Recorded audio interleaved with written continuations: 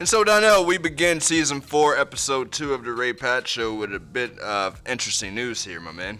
Okay, what's interesting? You know I've been staunchly against the vaccine, but surprisingly to some, maybe not so much to others, I've actually been vaccinated, my man. That's awesome. Get yourself to a place to where you're not about to be sick like you were before. Oh, man, why you gotta put my business in the streets? You know what, man? No. Shut up and be quiet. Yeah, I'm gonna be quiet. That's what I'm gonna do. Because Ray said it. Yeah, there we go, man. There we go. It's about time. No, but I am actually so excited about the man sitting in the middle, my man. Back in Season 2, we had the privilege of this guy joining the show.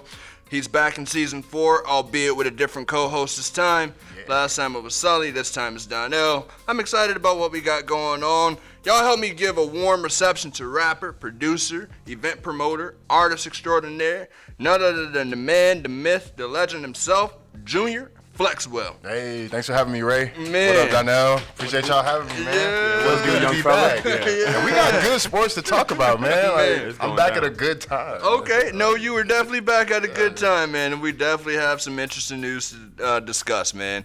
You remember how it went? I do. Okay. Just a little refresh. We got the headlines, of course. We played a blame game. Someone has to be blamed. Ray. We moved the chains. It's always Ray's fault. It's always Ray's fault. No, okay. All right, I take it. We'll go one-on-one, man. Peek behind the curtains with Junior Flexwell himself. And last but not least, there are quite a few people who need to have a seat, so we will wrap the show with Sit Down.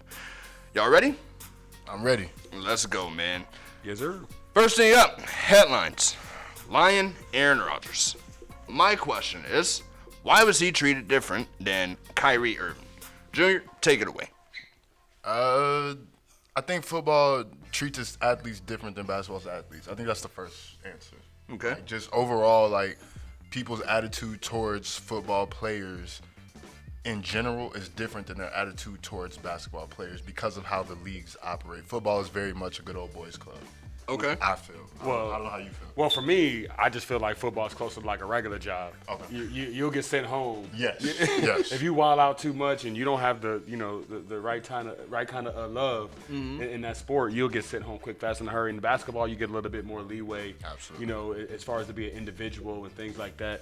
Aaron Rodgers is just a guy that's in that place where he's gained that individuality. He's one of those guys. Like, football is a sport where you really don't recognize the guys in a lot of cases. Okay. True. You got to have their whole outfit on, the helmet and everything for you to even know who they are. Aaron Rodgers is one of those guys that can walk around and you know who he is. So he kind of ends up going into that basketball realm. So I feel like they kind of did treat Aaron Rodgers like a basketball player. Unlike, because in most cases, I feel like a football player would have been sent home and sent on their way for most cases if they would have did all that stuff, where the basketball players are the ones that are still having that discussion of whether they're going to have the shot or not have the shot and stuff like that, because once they kind of lay those rules down in football, it's kind of laid down flat.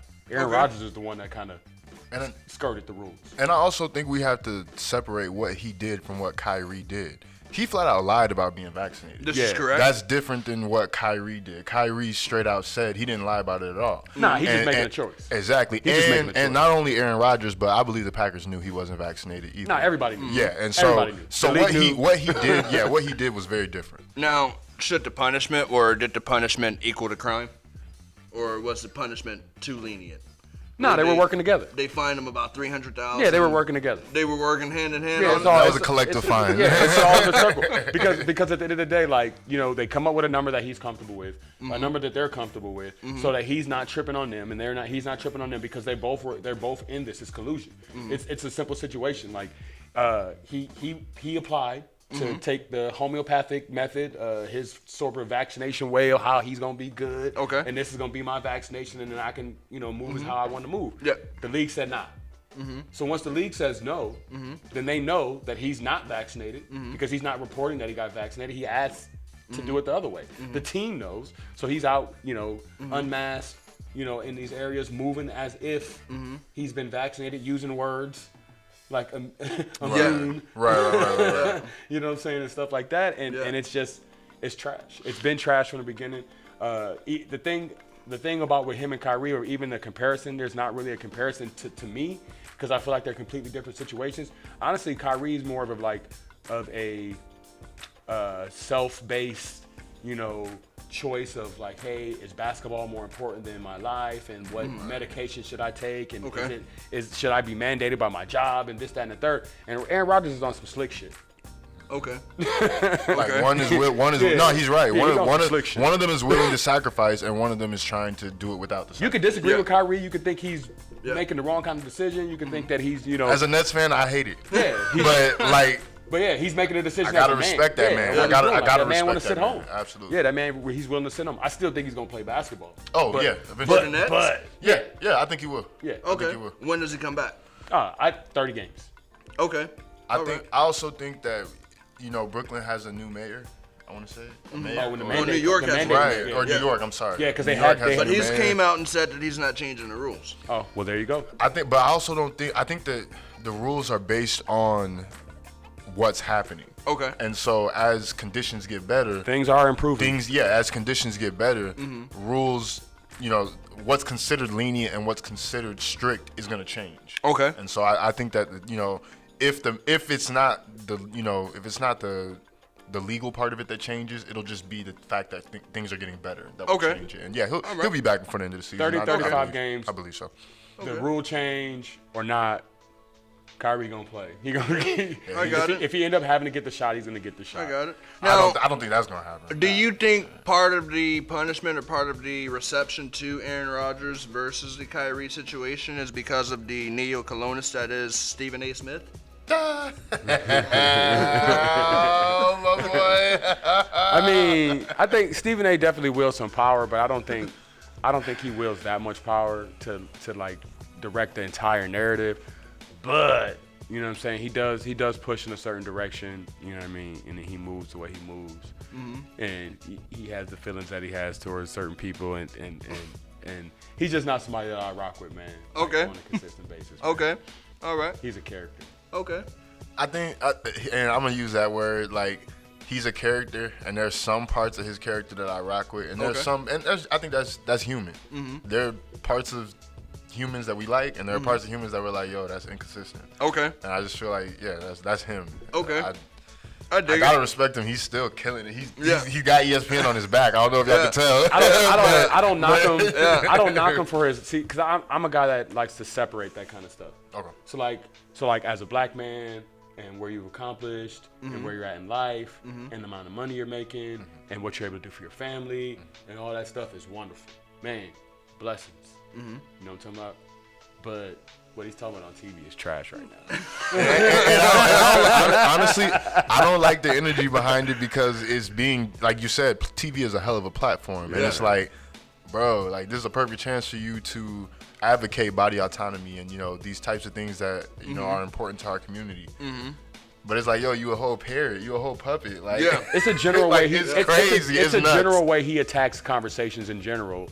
That puts him in the spots where he's not for clicks and views because he's on TV, but he talks and moves in a way like he's for clicks and views, man.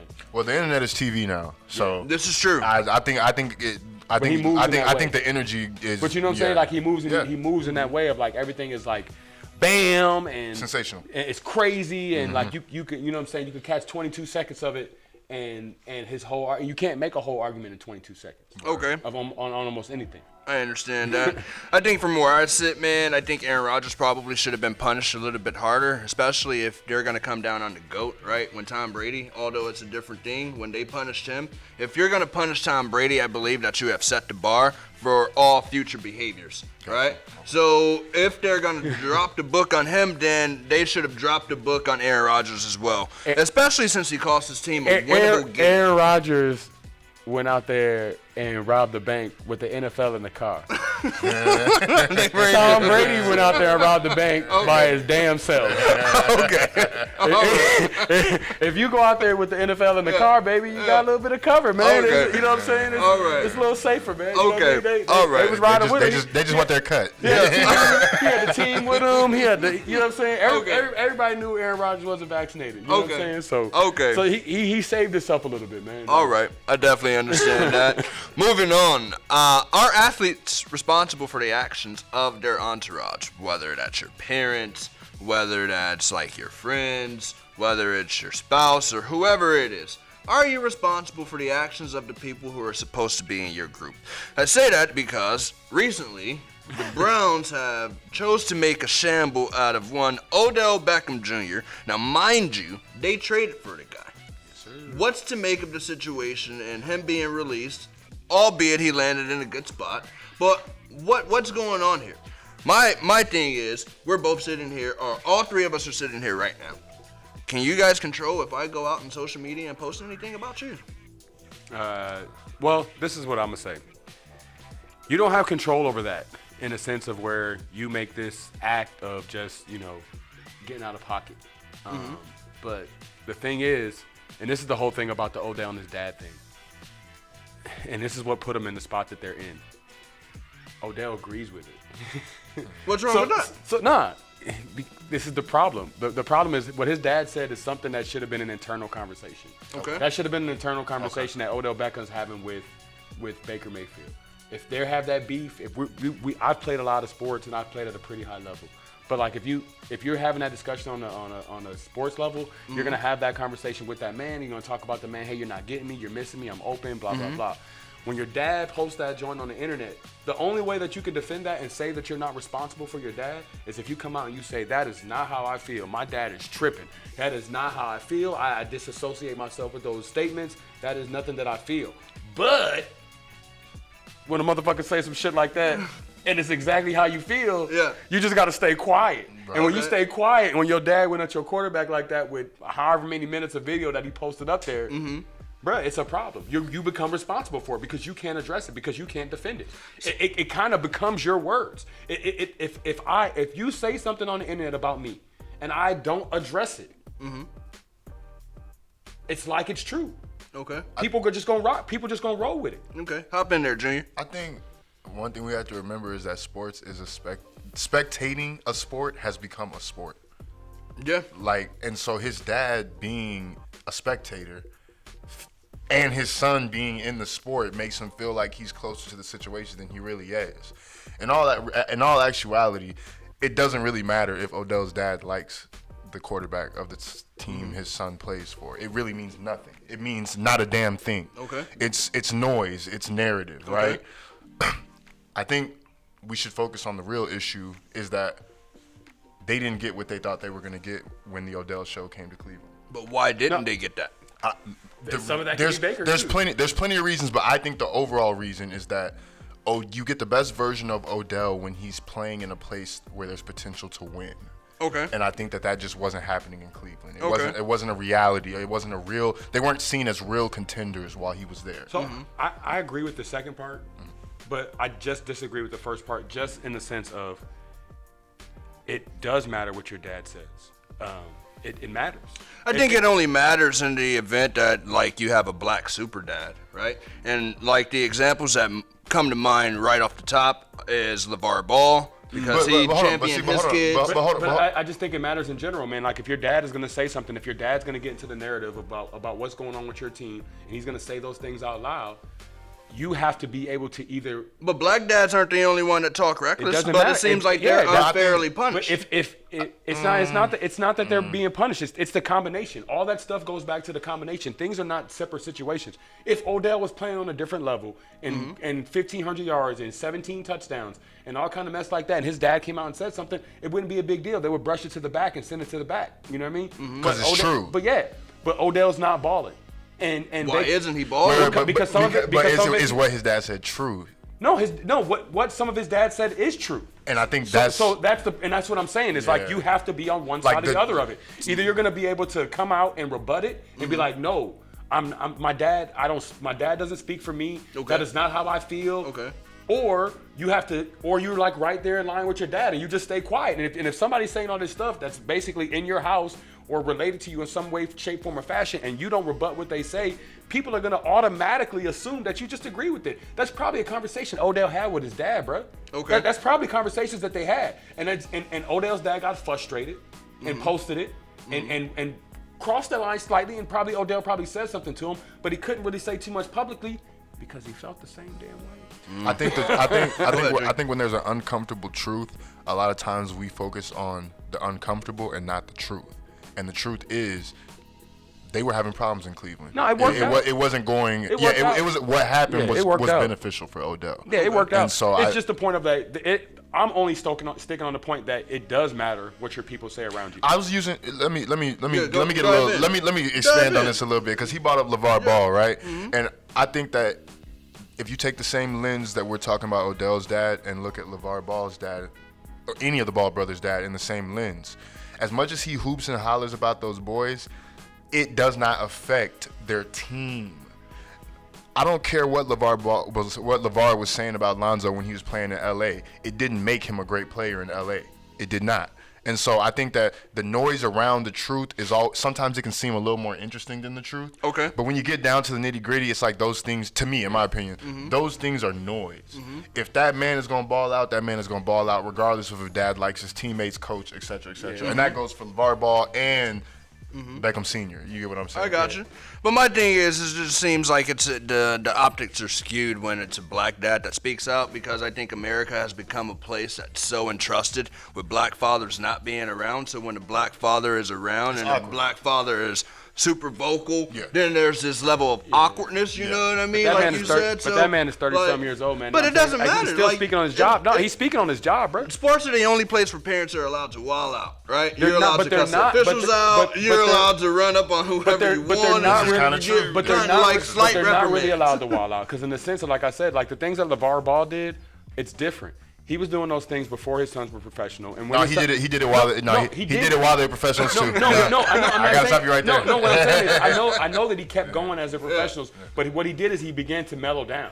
He began to mellow down because there was time. That's when the kids started offering resistance. Because the kids separated from him. Because the kids had to separate themselves from the things that their dads were saying. Okay. That's all I'm saying. I'm not saying that it's this thing that's going to hover over you forever. It's going to affect different people differently. Mm-hmm. Some people it's going to affect them more. Some people it's going to affect them less. Mm-hmm. Sometimes it's going to affect the team more. If the team is already winning, it may not be as effective. Mm-hmm. If the team is losing, bro, it's just more. It's more noise. It's more bullshit in the middle of the bullshit that you're already dealing with. Okay. So what I'm saying is, like, it affects on different levels. And like there's ways that you handle it.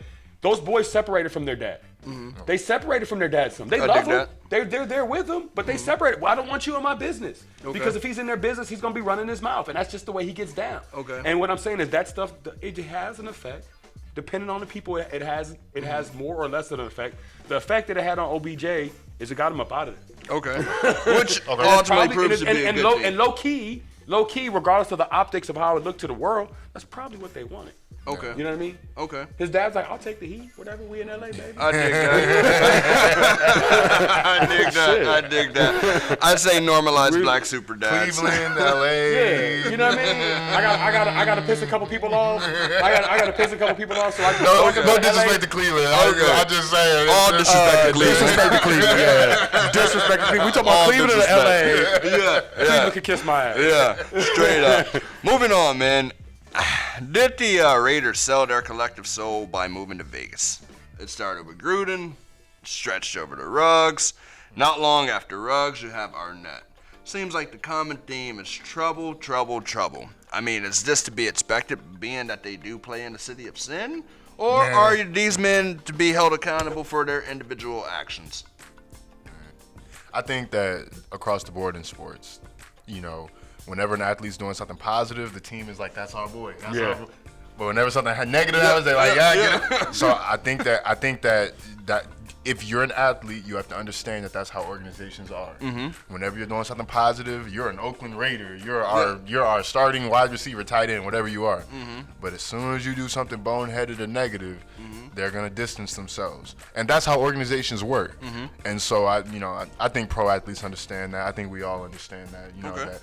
It's not, they can only do so much to be responsible for the negative that their employees do, but they will definitely take credit for the positive. You know what I'm saying? Okay. Yeah. Vegas is a factor. I think so. Vegas is a factor. It's already a thing that I've had this discussion before with people. You'll have guys like, man, why do these athletes, why do these black guys and they blow through their money and stuff like that? And I was like, hey man, you have to take all that stuff into consideration. You're going to come from not having any money, and then you're going to be 18, 19, 20, 22, 23 years old, and somebody's going to give you all this bread and put all this cash in your pocket, and now like they're out there just live like you. And you live in Vegas. And that's what I was about to say is that you're adding that additional factor onto the fact that you're going to put young people with a lot of money in the city of Vegas where prostitution, marijuana, gambling is all legal. It's literally like Grand Theft Auto, fam. It's literally like living in Grand Theft Auto right now, living in Vegas, bro. So like you know what I'm saying? So CJ's out there doing shit. You know what I mean? Yeah. It's rough in them streets. And so like and the Raiders in general as an organization have already proven over decades that they kind of, you know, are a little on the free side, free side, like, you know what I'm saying? That you kind of just do as you please. You see the John Gruden stuff, all the Al Davis stuff, you know, the stuff that's going on throughout all the years of the Raiders organization. So it's just not a good combination, but eventually it'll probably tighten up somehow. Maybe. All right. Possibly. Luckily. I dig that. Last one for headlines, man. Are the recent fisticuffs good for the association? We saw Markieff Morris take a cheap shot at Nikola Jokic. Oh, my God. Nikola Jokic showed the league he's nothing to play with. He showed him what? He's nothing to play with. Marcus Morris is running his mouth, so the Jokic brothers are stepping up. Though, dog. Miles Turner's fighting against Rudy Gobert. Man, he's just Donovan Mitchell with a fake hold me back. Stop, Is this good for the NBA? I think the new rules made the league more physical. These new rules, these new rules that we have about offense.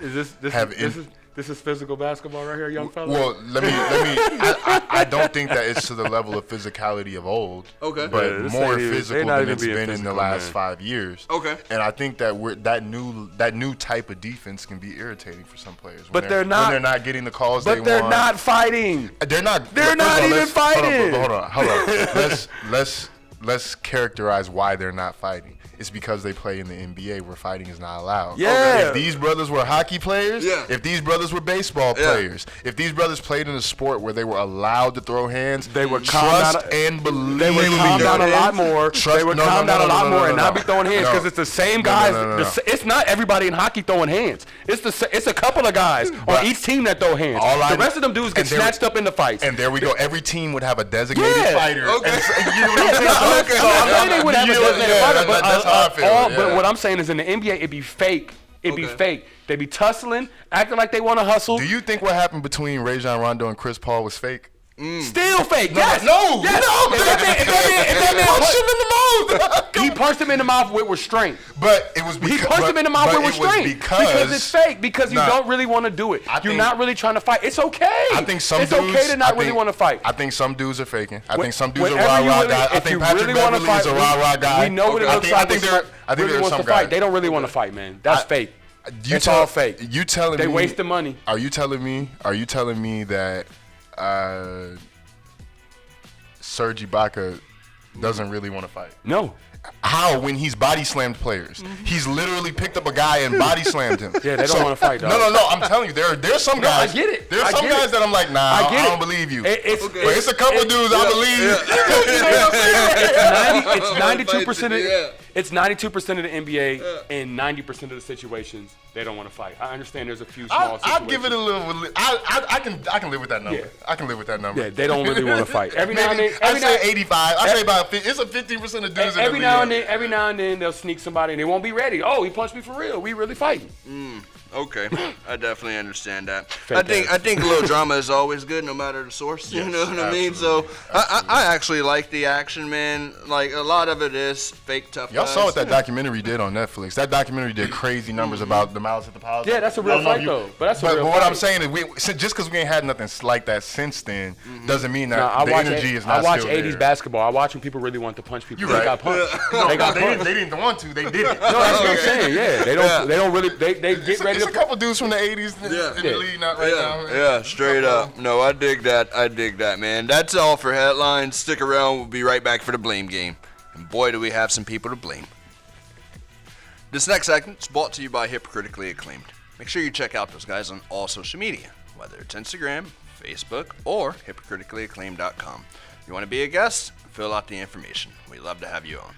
Guys, blame game. And boy, do we have some people to blame. You know, the problem when the name is bigger than the game, you know what you get? You get the 2 a.m. special. And you know what the 2 a.m. special is?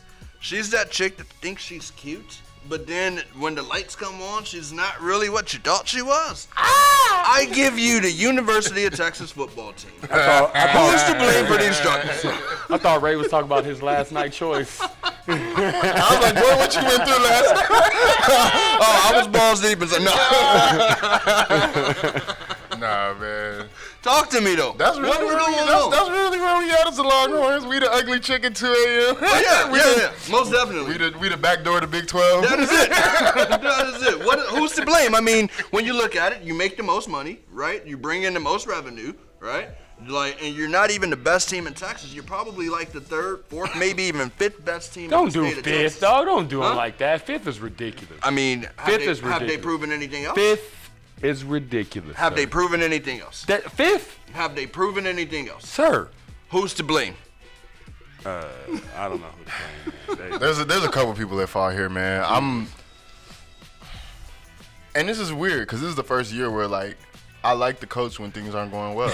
Normally when things aren't going well, I'm like, yo, get his ass out of here. But I actually like our coach. I think that we have some other coaches that need to be escorted out. Maybe not that yet because it's first season. Mind y'all, first season, new coach. So maybe not that yet, but they need to be addressed. They need to be spoken to because there are clear things we can do. First of all, conditioning coach, where you at? Okay. Like he needs to be on the hot seat. His ass needs to be bright red. You understand what I'm saying?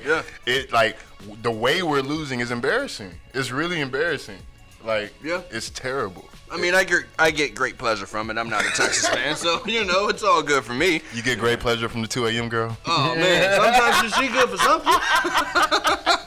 I hate it, man. It really hurts. I think that play calling and conditioning are two things that we need to get better at as the Longhorns now. It's just bad luck, bro. Okay. They get the players. They get the coach. Okay. They get the receiver. They get the quarterback. They get the defensive lineman. They get the linebacker. They get the safety. They get everything. They get those guys. Yeah. But every time of whichever guy they get turn out to not really be that guy.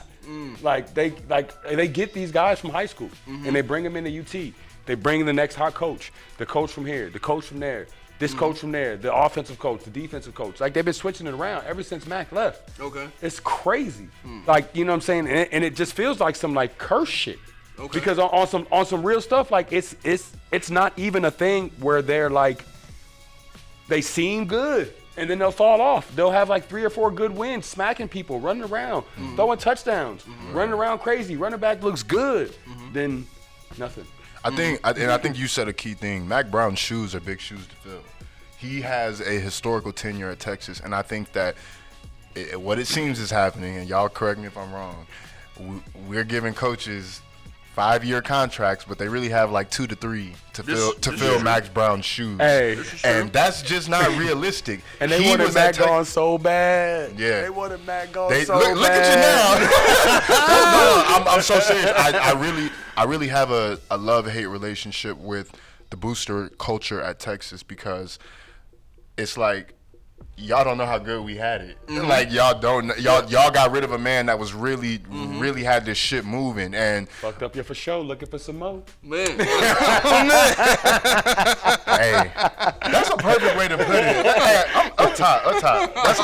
That's a perfect way to put it. Fucked up you for sure. Looking for some more. Okay. Charlie Strong bald head was looking good. Man, we was like, who's this old dude? Nah, but not for real. Like now you down the road, you're like on 3-4 of them. Oh man. Yeah. Out there sledding. I just think I think we're all bearing witness to what happens when you rest on your laurels and you haven't really earned the right to advance. You know what I mean? For sure. Like I think we're seeing it. Y'all lost 4 games straight now. This hasn't happened to UT since 2010. And it's how we're losing. We were losing games. We'd be up 20, 30 points. Yeah. And lose. And so it's like, yeah. But and let's y'all, let the late grade Bernie. Y'all are supposed to go to the SEC too. Come on, man.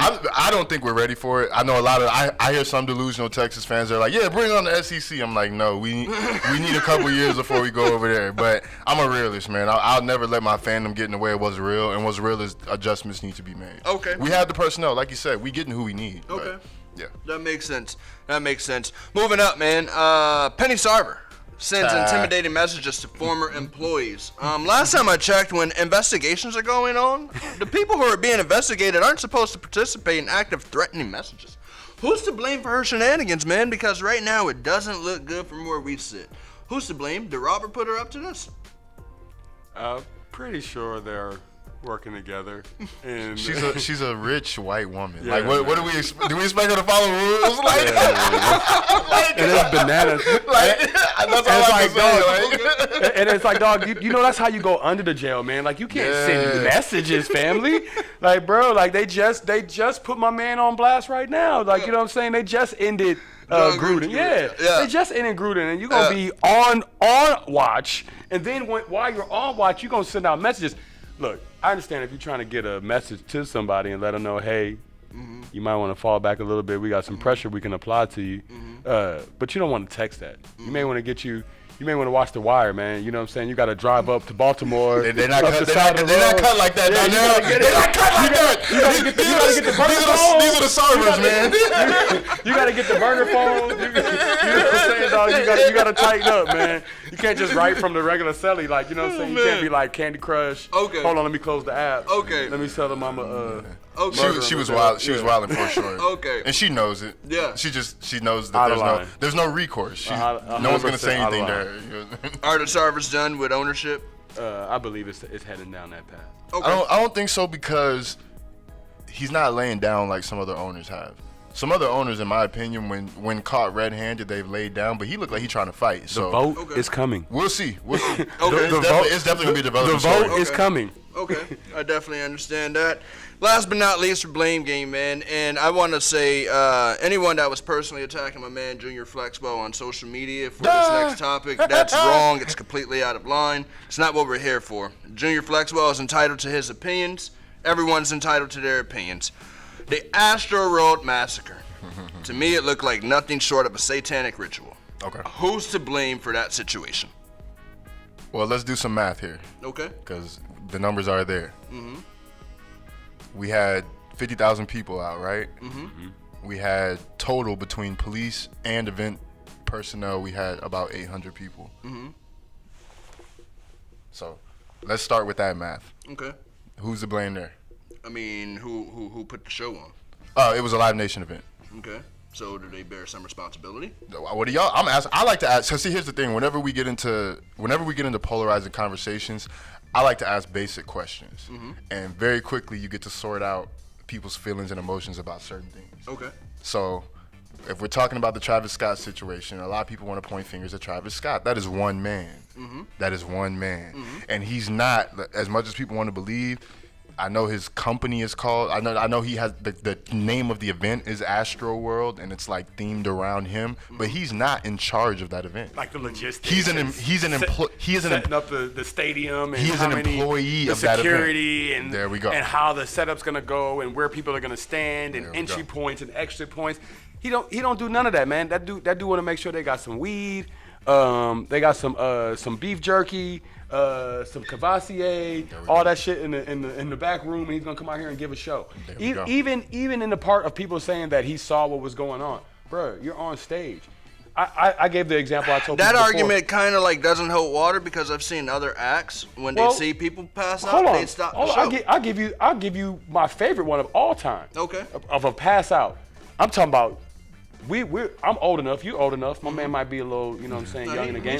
But I'm saying a guy like Michael Jackson. Michael Jackson used to come out on the stage and stand there for like 3-4 minutes. They wheeling people out, paramedics, all kind of stuff, like just passing out, just going crazy. Every single time Mike came on the stage. Okay. Every single time, and they just wheel him out, and Mike would stand there and not do nothing. He ain't helping. He ain't stopping the show. He ain't calling the ambulance. So let's be clear about where this perspective comes from, because I think that, and we talked about this privately, but I've said this publicly, and I don't have a problem talking about this. Whenever we talk about like demonic energy around music, whenever we talk about the negative of raging with music and things like that, a lot of it is slanted at black artists. And I think that if you realistically look at what happened at that show, that's a huge reach to go and say the things that are being said about Travis Scott. We've all been, and I'm assuming Jamie as well. We've all been to concerts. Yeah, that shit is just crowd control, yeah. We see how concert goers behave. They're not always the brightest people. This is true. You get what I'm saying? And so I think that and there being footage of Travis Scott stopping the show and directing medical attention should go a long way. Okay. That should matter. But hey, I take it back even farther back from concert goers, crowd. Yes. Crowds. When people get in crowds, people get wild. When people get in crowds, people get wild. It's that energy. People they take that energy. It's that because you have liquid courage when they on that drink. So they in the crowd, they in the drink, they got the liquid courage, and then they got that crowd courage, that gang mentality. You know what I mean? You feel like you together with somebody. Everybody's together. They start moving in one direction. It just goes in this crazy place, and it's like this thing of like, you want to sit there and blame a guy, man. You can't control crowds. That's what happens all the time with police. That's why they sit out there. That's why they end up shooting people and hitting them with sticks and stuff like that, because it's hard when you got thousands of people want to do what they want to do. Okay. Do we stop NFL games when fights and medical emergencies happen? I bet you there's heart attacks. Do we stop NBA games? Nope. Okay, so Travis Scott in the music area, he's in that level of attention. Do you know how much they from the entire Astroworld weekend? Well over like 100 million was going to be generated. Okay. So I think that when you get to events of that magnitude, there's a lot more people involved than just the artist. Of course. I don't think he shares any of the blame at all. I do think that the artist does have the ultimate responsibility if they have the mic, right? Like, it's not hard to say, hey, you guys stop this, right? But like, I saw a couple of clips where he said, who told us to stop? Y'all know what we came here to do. I saw another clip where he was looking out and like singing when the person was being passed out, passed around. Because he was staring at him. It wasn't a good look from the seat that I see. Because they could be passed out from drugs. They could be passed out from. But if that's the case, don't you have a duty to stop? When are they stopping shows because somebody's passed out from drugs or somebody dehydrated or something, man? I think Ray's perspective needs to be in the conversation when we talk about responsibility for stuff like this, because that's a lot of people's perspective. They put a lot of the event culpability on the artist. And if you're in the music industry, if you understand how booking and things go, on paper and out loud, he is not responsible. Okay. Him offering the things that he's offered is from the goodness and kindness of his heart, because he's not. He legally cannot be held responsible for any of this stuff. He'll mess around and do that. If you're in the music industry, you know this.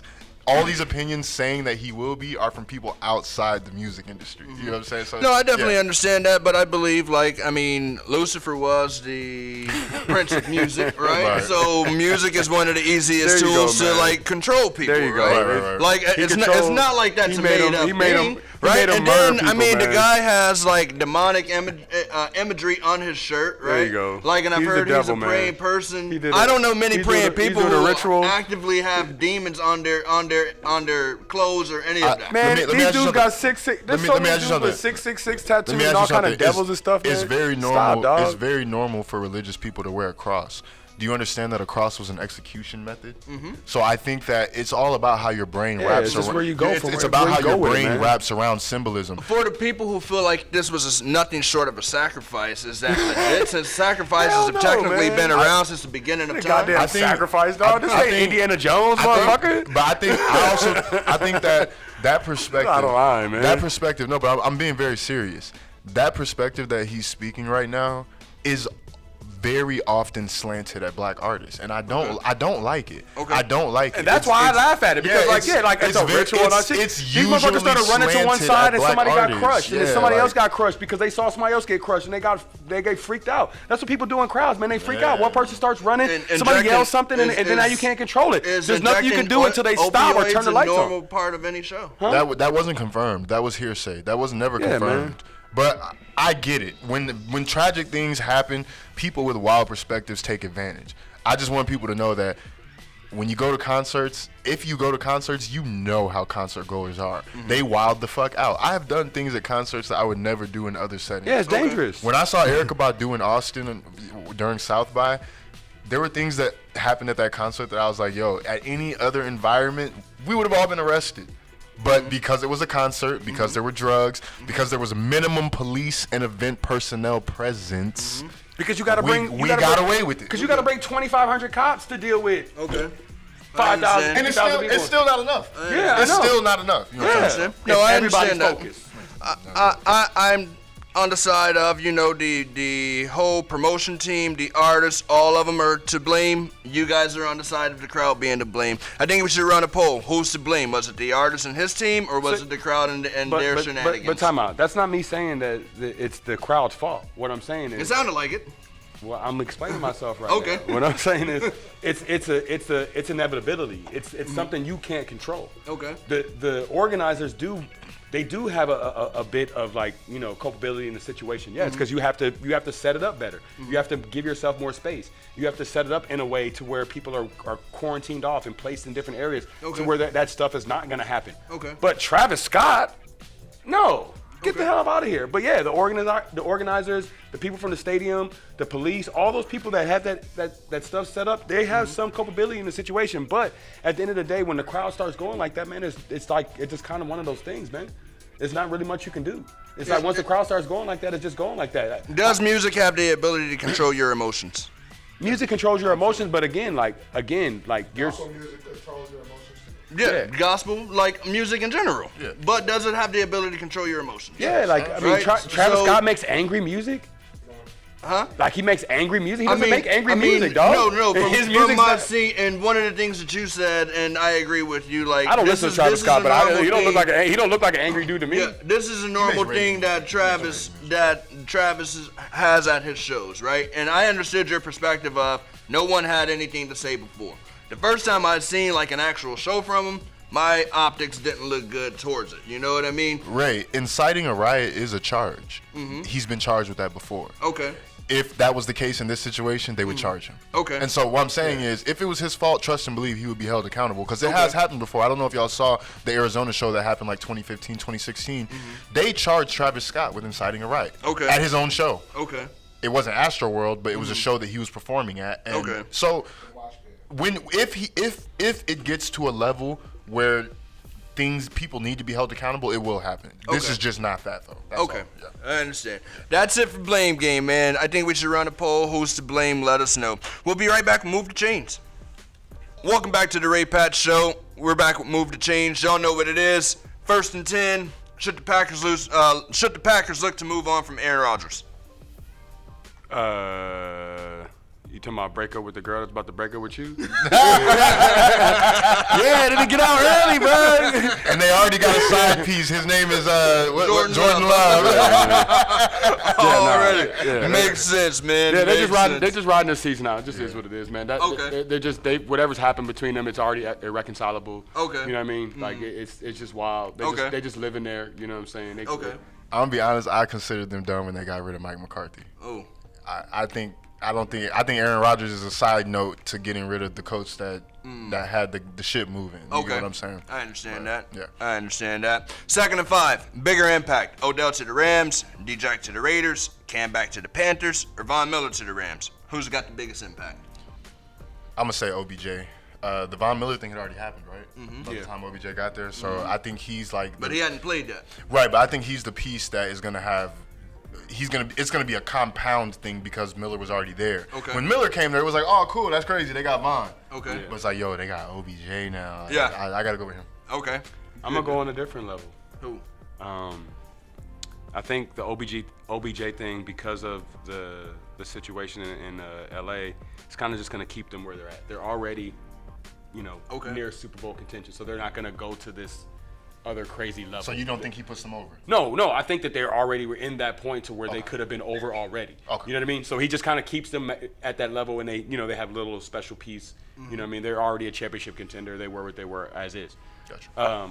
I think the Cam move, because of how bad Sam Darnold was, and I just think that if you put Cam and McCaffrey, it puts you kind of in that spot. The Panthers came back to Cam. So yeah, it puts you in a spot to where you can have like a bootleg Okay. Baltimore situation. Okay. Where, you know what I'm saying, obviously he's not that guy like that, But, you know, if your one quarterback can't throw and your other quarterback can't throw, but your one quarterback can run and your other quarterback can't run, you might as well go with the one that can run and put him in there with your running back and just try to have a, you know, stupendous running game and just kind of come at it like that. I think that's it's going to improve that team the most. I think OBJ will end up probably having the most impact because they're going to be in the most important games and stuff like that and moving towards, you know, possibly winning the championship. But to actually improve the team itself, I think it'll probably be Cam.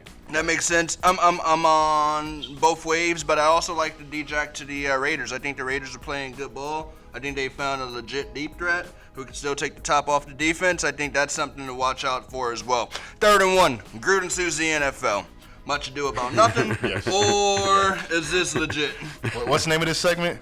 Huh? What's the name of this segment? Move the chains. Oh, okay. I thought this was sit your ass down because he needs to sit his ass. What you call one of your players tires? You call one of your players tire lips. You're gone, buddy. That boy is a thug. You gone. Thug. Look, hey, again, it's okay to say what you say and feel how you feel. Yeah. You got to be down to deal with the repercussions. Okay. But to thug your way out to where you feel like, okay, I'm going to get fired for the emails that I feel like they shouldn't have been able to see. Yeah. But now that they seen the emails they wasn't supposed to see, and I got fired for them, and you read the stuff that is said in these damn emails, I'm still finna try to sue. Okay. You greedy, John. You bugging out, player. Fall back, dog. You know what I mean? You're going to get yourself embarrassed. They're going to have all them emails on TV. Okay. They gonna release all that stuff. It's gonna be public record. You need to fall back. I have a feeling he's just gonna get settled. They're gonna settle. It's just gonna be like, yo, just get this man. They got long money. I think it's crying over. Chunk him a couple Chunk him a couple, Like, man, get him out of here. I think it's crying over spoiled milk. I don't know the benefit of that. So yeah, Gruden. I hope they argue with his ass. I hope they argue with his ass and put all the emails out on the front table, like printed out. Like, you know what I'm saying? Like, we're not even gonna look at him in the screen. Like, you're gonna look at him like old school on paper. Yeah. 4th and goal, let's go home, man. If the playoffs started today, who do you think would win? NFL playoffs? Mm-hmm. Man, I'm gonna be honest, and I don't care if this is a hot take. I really think the Rams did exactly what they needed to do to get over the top. I had them going the whole way now. Okay. This is, man, Von Miller, first of all, might have been enough by himself. Yeah. And now you got OBJ on the. This is finna get fun. Yeah. Yeah, it's gonna be fun. The Rams are finna become fun. It's like, gonna be fun to watch. I dig that. You? What's your take? I mean, I'm hard-headed, old school. You know what I mean? Stuck in my ways. Okay. You know what I mean? So it's gonna be Tom. So you're a Niners fan? I'm a Niners. No, I'm a Niners fan. Yes, that's right. I'm a Niners fan for real.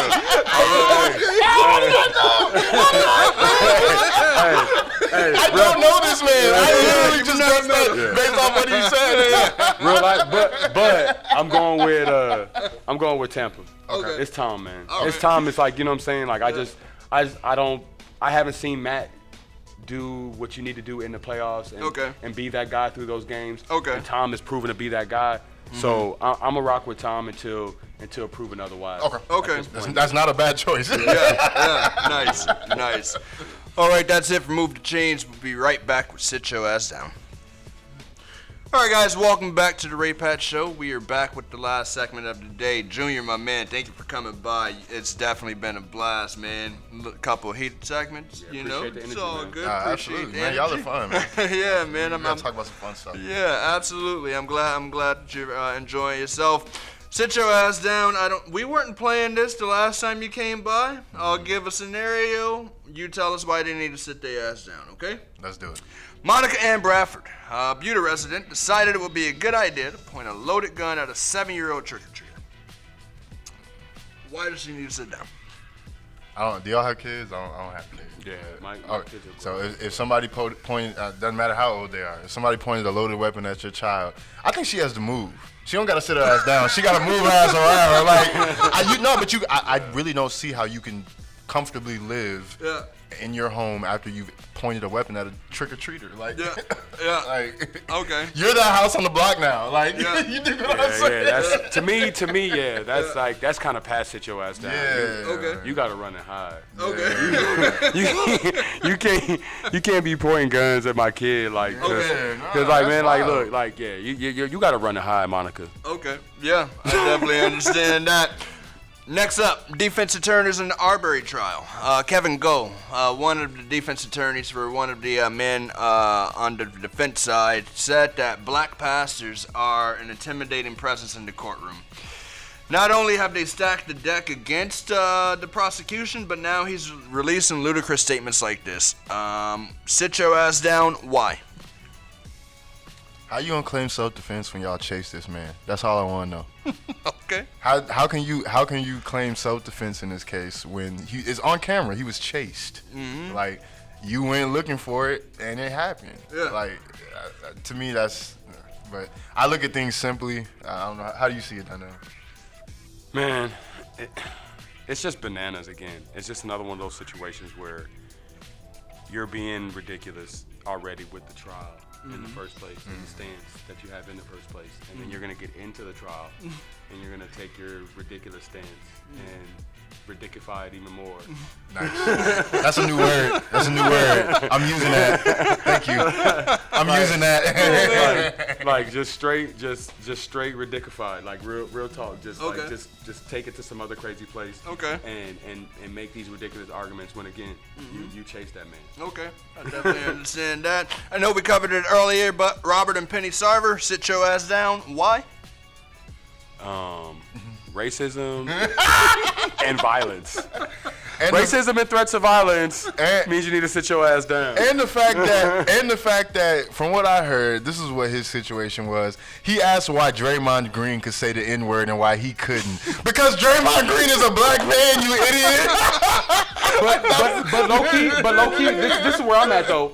Like, you should never even be at that place. Yeah, you should never be at the place of saying, hey, why can somebody say something offensive and I can't? You should always be coming from the position of, hey, none of us should be saying that offensive thing. Yeah. If you want to come from that position, that's a position that I can respect and understand, where you're like, hey, I don't think you black people should use that word because it's offensive and it confuses people, and it may cause some other people that are not black to be in situations where they may feel like it's okay to use that word.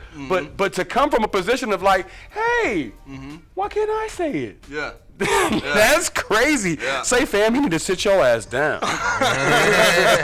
For real. Moving down to the last two, man. I recently saw that the LGBTQ has a president. His name is Gwendolyn Clemens. If we are to believe that being gay is not a choice, how the hell do they have a president of the alphabet community? Gwendolyn Clemens, sit your ass down. I think, from what I read about this, and listeners, follow up, please, because I'm sure there has to be more developments. That president role was like misquoted when the story was reported to TMZ, and we all know what happens with TMZ stories. They're considered to be like, if there's anything to be sensationalized, it comes from there. Yeah. And so I think they just blew up something that wasn't supposed to blow up. Okay. I don't know what else to say about that. That's a pretty nuts story, man. It really is. Yeah, claiming to be the president, man. Stop. Yeah, like, stop. Have a seat. Back. Sit. Yeah. Sit your leg. Cross your legs. Sit down. with the pinky up. Oh man. Oh man. Last but not least, man, Scott Pippen appears to be on a revenge tour. Hey, going outside. What's wrong with Scotty, dog? Going outside. Going outside. Scotty lost his goddamn mind. He said I was better than Jordan. He said Jordan messed up basketball. Yo, I'm gonna be honest. I blame this on Larsa Pippen. I'm gonna be honest. I think that when your woman loses her mind, I really think. Is he that hurt? Bro, when a woman that you loved loses her mind and starts doing what Larsa Pippen did, you get Scottie Pippen. Like, I'm blaming this on her. Like, this is her fault. So Larsa started banging everybody. Scott was mad that Larsa was banging everybody, and then he was like, "You the greatest, I'm better than Michael Jordan." You played for the greatest team of all time, but your wife is smashing other basketball players. Like, it's gonna happen. Like, She's out there with the young dudes. Hey, she and Malik Beasley pocket, family. Young fella, focus on basketball, man. Don't let that old lady mess you up like that, man. Man, you over there messing up your career over auntie. Yeah, that's wild, man. And you notice I had to call him Scott Pippen instead of Scotty. Yo, he is something else he's bananas right now, yo. Yeah. He be saying it with a straight face. He be like, LeBron James is better than Michael Jordan. I played with a broken back, so I think I'm better than Jordan. Bro, no, my man's is crazy, man. Man. My man's is out of line. That's it for this week's episode of the Ray Patt Show, man. It has been a blast to have Junior Flexwell back, man. Hopefully we can have him back down the road as well. Before we go, man, any final words, Donnell? Oh, nah, man. Appreciate y'all listening, man. You know, follow us on all social media. You know what it is, man. Holla at us, man. Junior, where can the people find you? Hey, Junior Flexwell 78 on all social media, all one word, the letters or the numbers 78 after Junior Flexwell. We got a lot of cool things coming out, man. Getting real heavy with event promoting. There's a new venue in Austin. It's called Crew. So I hope to see y'all there eventually one day. You know what I'm saying? When we throw a party, throw an event, y'all come. Absolutely, y'all come through. And we're doing advertisements. We're doing like original music advertisements for local businesses. Okay. So y'all be on the lookout for those. Those are coming for sure. Shoot me an invite, man. I'll make sure that we spread the word, man. Yeah, absolutely. It's been a pleasure to have both of you here. I definitely appreciate it, man. Special thanks to Donnell. Special thanks to Junior Flexwell for making the trip. Special thank you to the H2 Entertainment Group for all behind scenes. Special thank you to Hypocritically Acclaimed. This has been another episode of the Ray Patt Show. I am none other than Ray Patt. Before we let you go, never forget the famous words of your parents. Do as I say, not as I do. We'll see you when we see you.